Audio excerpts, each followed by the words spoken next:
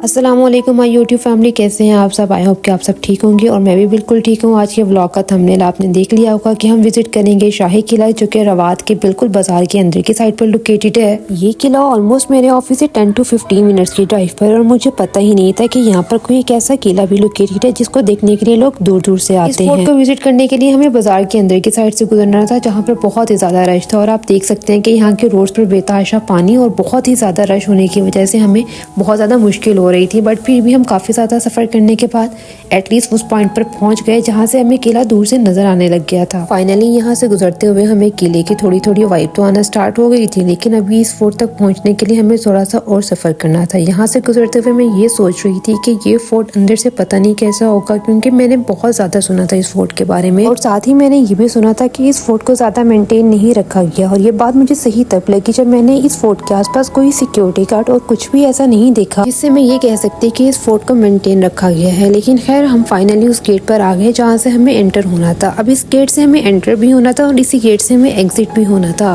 Because सारे लोग इसी गेट को अंदर जाने के लिए यूज कर रहे थे और फोर्ट से बाहर निकलने के लिए भी सेम गेट ही यूज हो रहा था। जब मैं इस फोर्ट में एंटर होने लगी तो मैंने देखा कि यहाँ पर आने वाली मोस्टली ऑडियंस वो है जो या तो इस टाइम क्रिकेट मैच खेलने के लिए यहाँ पर आए हैं या इस टाइम फुटबॉल मैच खेलने के लिए यहाँ पर आए हैं। अब ये जब हम फोर्ट के अंदर जाएंगे तो ही हमें पता चलेगा कि अंदर कोई गेम प्ले हो रही है या वाकई ये कोई हिस्टोरिकल प्लेस है। तो फाइनली इसके गेट से हम एंटर होने लग गए और जब देखा कि यहाँ पर कुछ लोग नमाज पढ़ने के लिए भी आ रहे थे, तो इसका मतलब है कि इस फोर्ट के अंदर एक ऐसी मस्जिद भी है जहाँ पे लोग अभी भी नमाज पढ़ने के लिए आते हैं। इस फोर्ट में एंटर होते ही हमें जो सबसे पहली चीज नजर आई वो ये बड़ा सा दरवाजा था। ऐसा दरवाजा मेरे राइट साइड पर भी था और सेम ऐसा ही दरवाजा बिल्कुल एक लेफ्ट साइड पर भी था। दो दरवाजे बिल्कुल ऑपोजिट डायरेक्शन में थे और इनके सामने एक बहुत बड़ा सा ग्राउंड था, जिस ग्राउंड में काफी ज्यादा रॉक्स पड़े हुए थे, कुछ बड़े रॉक्स थे और कुछ छोटे छोटे। और इन रॉक्स के सामने एक ऐसा रूम था जिसका दरवाजा नहीं था, इसलिए अंदर जाना मेरे लिए बहुत ईजी था। जब मैं रूम के अंदर गई तो अंदर जाकर दिखा ना तो ये बहुत बड़ा रूम था और ना ही ये बहुत छोटा रूम था। जैसे ही हम इस दरवाजे से बाहर निकले तो हमने देखा कि ऐसे बिल्कुल लाइन में सीक्वेंस में ही सारे रूम्स बने हुए हैं और मेरे राइट साइड पर और लेफ्ट साइड पर सेम ही मैप के थ्रू ये सारे रूम्स बने हुए थे।